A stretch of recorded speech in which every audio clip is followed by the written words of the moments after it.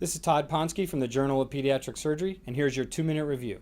Today we're going to review a study called Use of Balloon Dilatation for Management of Postoperative Intestinal Strictures in Children with Short Bowel Syndrome. This is a study that addressed the question of how do we manage strictures in babies with short bowel syndrome.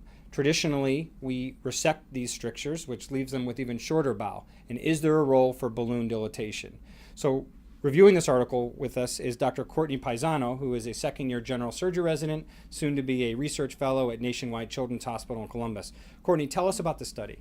So this was a retrospective study that was done between the years of 2011 and 2015. They looked at patients that had intestinal failure.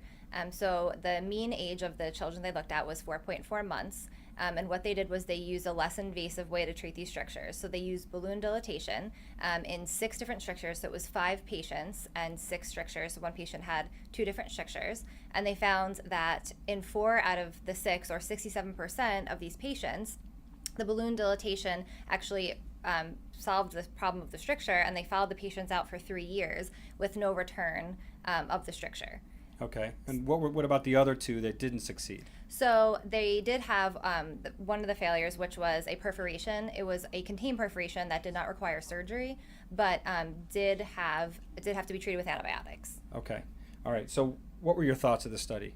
So I thought this was a good study, and I thought that it brought to light another way to treat children with intestinal failure because, number one, it's a less invasive way to treat it, and number 2, it really can preserve bowel length in these children so that down the road they don't suffer from short gut syndrome. Yeah, I agree. This is certainly going to impact my care. This is something I'll absolutely consider in these patients, and I'm curious what you guys think, so leave your comments below. Thank you, and we'll see you next time.